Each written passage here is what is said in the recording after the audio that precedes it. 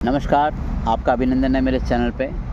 आजकल दक्षिण भारत का एक राज्य अर्थात कर्नाटक बड़ी सुर्खियों में छाया हुआ है और इसका एक ही कारण है कि दो नेताओं के बीच में कुर्सी पाने के लिए जो संघर्ष चल रहा है वो बड़ा राजनीतिक संकट की ओर इशारा कर रहा है एक खास पार्टी के लिए। अब जहाँ तक बात है पार्टी में फेरबदल उलटना पलटना, मेरे हिसाब से इस राजनीतिक दल में चार प्रकार के लोग हैं। अब आप कहेंगे कि क्या प्रकार हैं, मैं उनकी बात कर रहा हूं जो पार्टी में छोड़ के जाते हैं, पार्टी में जुड़ के आते हैं। एक प्रकार की वो कैटेगरी है जो खुद जाते हैं और सरकार भी ले जाते हैं। उदाहरण के लिए मध्य प्रदेश। एक वो लोग होते हैं जो जाते तो ज़रूर हैं लेकिन ख़ास आवाज़ नहीं आती है। वज़न होता है उनके जाने में लेकिन वो चले जाते हैं लेकिन ख़ास आवाज़ नहीं आती है। एक वो होते हैं जो जीवन भर किसी भरोसे में बैठे रहते हैं इस पार्टी में कि आज नहीं तो कल, कल नहीं तो परसों मेरा नंबर आएगा ही। और एक कैटेगरी में वो लोग आते हैं जो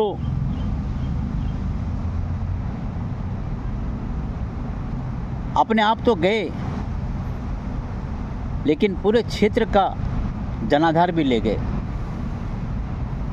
और एक कैटेगरी और है जो जाते हैं और छू के आ जाते हैं। तो मैं बात कर रहा हूँ भारतीय राष्ट्रीय कांग्रेस की। और इसी कस्म में कर्नाटक राज्य और वहाँ की जनता इस संकट से गुजर रही है। न जाने कब क्या हो जाए, न जाने कब सरकार टूट जाए, न जाने कब राजनीतिक दल टूट जाए। यही तो हो रहा है। जो वर्तमान मुख्यमंत्री हैं वो चाहते हैं कि कम से कम कर्नाटक के इतिहास में उनका नाम सुनहरे अक्षरों में लिखा जाए। क्यों? क्योंकि कम से कम 2 बार की पारी वो खेल के जाएं। एक बार की पारी उन्होंने पहले खेली, 5 साल रहे, निर्वाचित होकर आए और मुख्यमंत्री रहे। और वो चाहते हैं अभी कि और ये 5 साल मेरे पूरे हो जाएं। क्यों? उनको भी पता है कि 2028 के बाद न मैं मुख्यमंत्री बनने वाला हूँ, न मेरी राजनीतिक दल, जिस राजनीतिक दल से मैं आता हूँ वो जीत पाएगी। इधर वो उलझे हुए हैं, इसलिए वो जो करार किया हुआ था उस करार से वो इकरार कर रहे हैं। करार क्या हुआ था कि 2.5 साल आप रहेंगे सूबे के मुखिया और 2.5 साल मैं रहूँगा। लेकिन अब कुछ और दिखाई दे रहा है और कुछ हो रहा है। उधर जो दूसरे नेता हैं जिनको बोला गया था कि 2.5 साल बाद आप विराजिए इस कुर्सी पे और मैं स्वतः ही चले जाऊंगा, क्योंकि आपस की साझेदारी है, सामंजस्य है, समन्वय है। ये पहली बार देखने को मिला मैं, नहीं तो कहाँ होता है ऐसा समन्वय। लेकिन जब वर्तमान मुख्यमंत्री अपने कुर्सी को छोड़ने को तैयार नहीं हैं और जिनको बोला गया कि आपको 2.5 साल बाद मुख्यमंत्री बनाया जाएगा, वो अड़े हुए हैं। अब उनकी धर्म संकट देखिए आप। उनको पता है यदि इस 2.5 साल में मुख्यमंत्री नहीं बना मैं इस प्रदेश का, तो 28 के बाद मेरा नंबर तो कोई आएगा ही नहीं, क्योंकि संकेत मिल रहे हैं कि 2028 में शायद ये राजनीतिक दल वापस सत्ता में आए। तो जब राजनीतिक दल सत्ता में नहीं आएगा तो मुख्यमंत्री तो कोई बनेगा नहीं। ये धर्म संकट दोनों के लिए है, लेकिन इस धर्म संकट के बीच में दिल्ली में जो हाई कमान है वो भी बुरी तरह उलझ गया है। होता है ना, जब पतंग जब आप चलाते हैं तो वो उड़ाते हैं तो कहीं धागा उलझ जाता है, कंफ्यूज हो जाते हैं आप क्या करें क्या नहीं। ऐसे हाई कमान इसमें उलझ गया है। अब आप बोलेंगे हाई कमान से क्या, क्योंकि जो वर्तमान मुख्यमंत्री हैं उनका जनाधार बहुत ज़्यादा है। यदि उन्होंने या उनको फोर्स किया गया कि आप मुख्यमंत्री पद छोड़िए तो शायद सरकार संकट में, क्या राजनीतिक दल भी संकट में आ जाएगा। उनका जनाधार इतना मजबूत है कि उनको छोड़ना मुश्किल है कमान के लिए। लेकिन जो दूसरे नेता हैं वो जनाधार वाले नहीं हैं, लेकिन वो वफादार वाले हैं। उनकी वफादारी से हाई कमान सदैव प्रफुल्लित रहते हैं, आनंदित रहते हैं। अब करें तो क्या करें, जनाधार वाले नेता को चुनते हैं तो वफादार उड़नदत्ता की तरह या बागी हो जाएगा, और यदि वफादार को समझाते हैं तो जनाधार खो बैठेंगे। ऐसी गुत्थी में उलझे हुए हैं लोग। और विडंबना देखिए, इसमें कहीं न कहीं हाई कमान भी कमज़ोर पड़ता जा रहा है। हाई कमान पर इतनी ताकत नहीं है, इतनी शक्ति नहीं है कि एक को बोले कि भाई आप छोड़ दीजिए पद और इनको बिठाइए,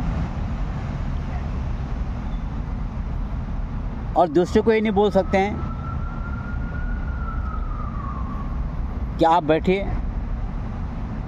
अब हाई कमान की नज़र जो है केवल एक बिंदु पर केंद्रित है कि ये दोनों आपस में समझौता करते हैं। क्या ये दोनों आपस में समझौता करें तो पार्टी की इज्जत भी बची रहेगी और हाई कमान की इज्जत भी बची रहेगी, लेकिन ऐसा होने वाला नहीं है। हाँ, कुछ अपवाद हैं, कुछ राज्यों में ऐसा हुआ था, राजस्थान, छत्तीसगढ़, क्योंकि मैंने जैसे कहा कि कुछ एक ऐसे नेता होते हैं जो किसी भरोसे बैठे हुए हैं, वो राजस्थान है। लेकिन अब क्या होने वाला है, मुझे ऐसा लगता है जो वर्तमान मुख्यमंत्री हैं उनको बोला हुआ कि आप बने रहो, आप बने रहेंगे, और जो उस पद को हथियाना चाहते हैं आने वाले 2.5 साल के लिए, उनको भी बोला गया आप लगे रहो, आप लगे रहेंगे। दोनों तरफ बने रहो, बने रहोगे, लगे रहो, ये सब चल रहा है। इस प्रकार से इस राजनीतिक दल की दुर्दशा हो चुकी है। क्यों? इसका पीछे एक ही कारण है, बहुत बड़ा कारण है, राजनीतिक इच्छा शक्ति। अब राजनीतिक इच्छा शक्ति का अर्थ क्या है, मैं समझाता हूँ आपको। उदाहरण के लिए, यदि बहुत बड़ा कुआं है और कुएं में आपकी ऐसी कोई चीज़ गिर गई है या कुएं में ऐसा कोई चीज़ है कि आपको उससे उठाना ही है, उससे लेना ही है, तो आपको कुएं में कूदना पड़ेगा, जाना पड़ेगा। लेकिन आप डर रहे हैं, अगर मैं कुएं में डूबूंगा और कुएं में जाऊंगा तो नुकसान होएगा, मैं डूब जाऊंगा। तो आप डर के मारे पीछे खड़े हैं।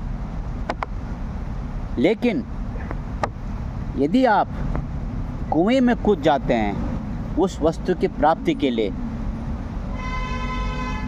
लेकिन आपने पहले से ही प्लान कर लिया है, अगर मैं गया और कूद के गया तो बिना तकलीफ़ के आ गया, वापस आ गया तो बहुत अच्छी बात है। अगर नहीं आया कुएं से वापस, तो वापस आने के लिए मुझे क्या करना होगा, और वो क्या करना होगा वो पहले से प्लान करके जाओगे आप, तभी आप कूदोगे। और जब आप कूदोगे तो आपने तो सोच समझ के कूदे आप कुएं में, क्योंकि आपको पता है मैं कूदूंगा तो मैं वहाँ उलझूंगा, तो लेकिन मैं उलझ के वापस आऊँगा और मेरी जीत होएगी। ये है राजनीतिक इच्छा शक्ति। इस इच्छा शक्ति की कमी हाई कमान में ज़रूर है, आप बात मानो ना मानो। हाई कमान न किसी को झटका देने में समर्थवान है और न झटका खाने में समर्थवान है। तो हो क्या रहा है,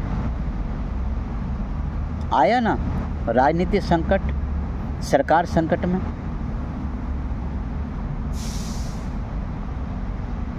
इसीलिए तात्कालिक लाभ को न देखते हुए दीर्घकालीन लाभ को देखते हुए जो पार्टी के जो हाई कमान होते हैं, जो सर्वे सर्वा होते हैं, जो शीर्ष नेतृत्व होता है, उनको संभल के चलना चाहिए।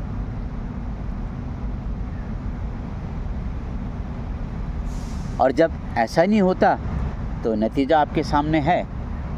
कर्नाटक में मैं फिर कह रहा हूँ, एक मुख्यमंत्री कम से कम